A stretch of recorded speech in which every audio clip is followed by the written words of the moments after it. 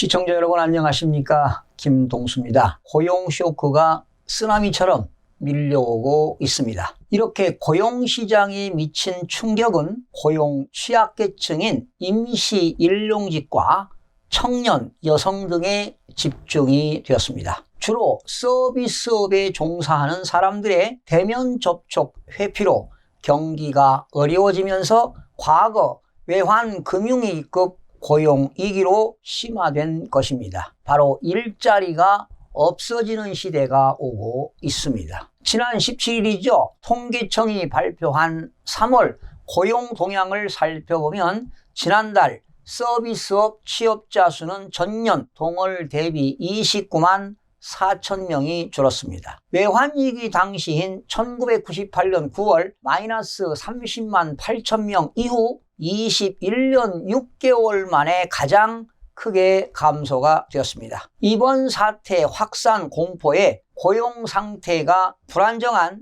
임시 일용직이 직격탄을 맞은 것입니다. 이들의 취업자 수는 전년 동월 대비 59만 3천 명이 줄었습니다. 1998년 8월 마이너스 59만 2천 명 이후 가장 크게 감소한 것입니다. 이 가운데 임시직이 42만 명이 줄었습니다. 연령별대로는 다수가 아르바이트 등 임시직 형태로 서비스업 중에서 일하는 15세에서 29세 청년층의 고용 부진이 심각했습니다. 청년층 취업자 수는 글로벌 금융위기 당시인 2009년 1월 이후 가장 많은 22만 9천 명이 감소했습니다. 이렇게 통계상 취업자로 잡히는 일시 휴직자는 126만 명이나 폭증해 161만 명이 되었습니다. 고용 통계를 낸 이후 일시 휴직자가 이렇게 많기는 처음입니다. 바로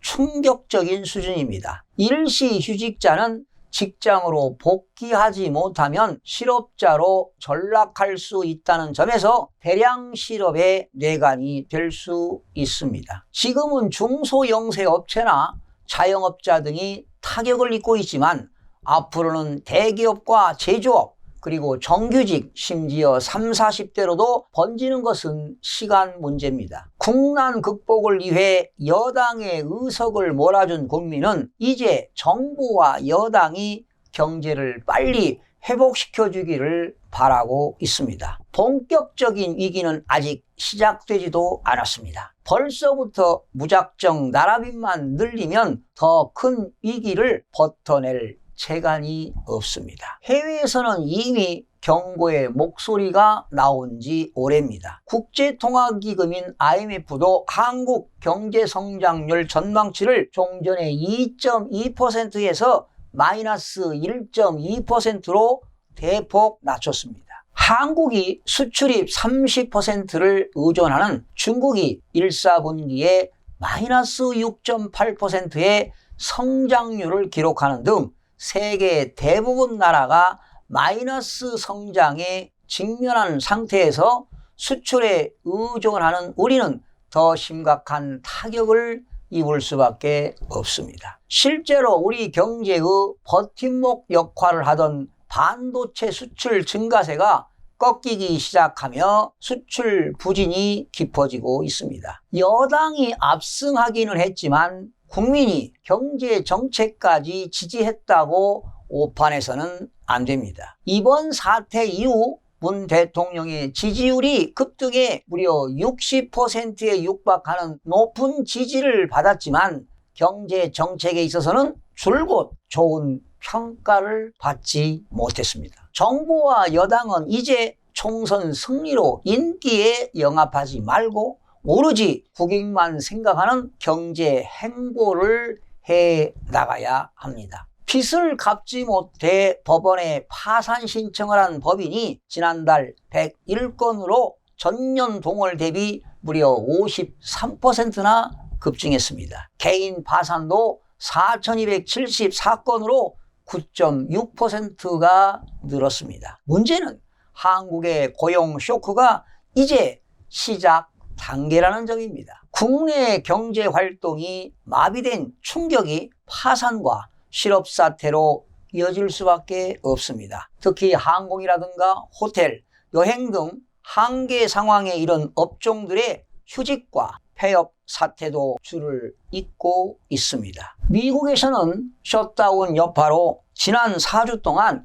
2,200만 명이 넘는 실업자가 발생하는 등 최악의 실업 대란이 벌어지고 있습니다. 글로벌 금융위기 이후 10년간에 만들어진 일자리가 2,500만 개였는데 한 달 만에 모두 사라진 것입니다. 감원 칼바람은 서비스 직군뿐만 아니라 사무직 직군까지도 몰아치고 있습니다. 미국의 경기 침체와 고용 한파는 강 건너 불구경이 아닙니다. 이번 사태가 전 세계로 확산되면서 공급망이 붕괴되고 한국 경제의 버팀목인 수출이 위협을 받고 있기 때문입니다. 특히 자동차라든가 철강, 석유화학 등 주력 산업도 안심할 수 없는 상황입니다. 산업계에서는 제조업이 2분기부터 연쇄적으로 보릿고개를 맞을 것이라는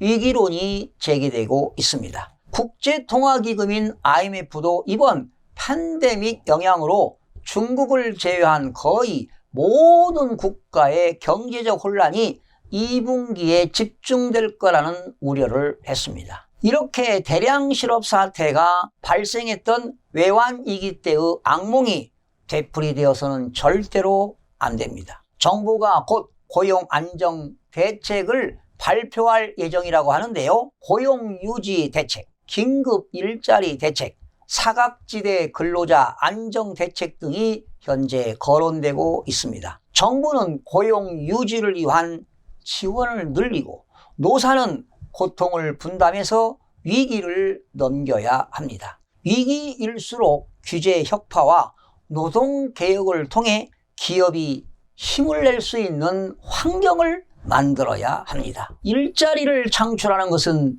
민간 기업에서 만들어지는 것입니다. 얼마 전 문재인 대통령은 가장 큰 걱정은 고용이라며 지금이 고통의 시작일지 모른다고 했습니다. 실업 대란의 공포가 우리 경제를 옥죄고 있는 형국입니다. 자영업자와 소상공인 등 취약계층 지원에 만전을 기하고 고사 위기에 처한 항공과 관광, 해운업계를 살리는 일도 급한 일입니다. 지금이 바로 모든 수단을 동원해야 할 때입니다. 근본적으로는 정책 기조를 친시장, 친기업으로 바꿔서 경제 활력을 불어넣는 것이 중요합니다. 노사정의 합심에 청년 취업 확대 등 각종 현안을 해결하는 일도 가장 시급한 일입니다. 과거 IMF 시절 정리해고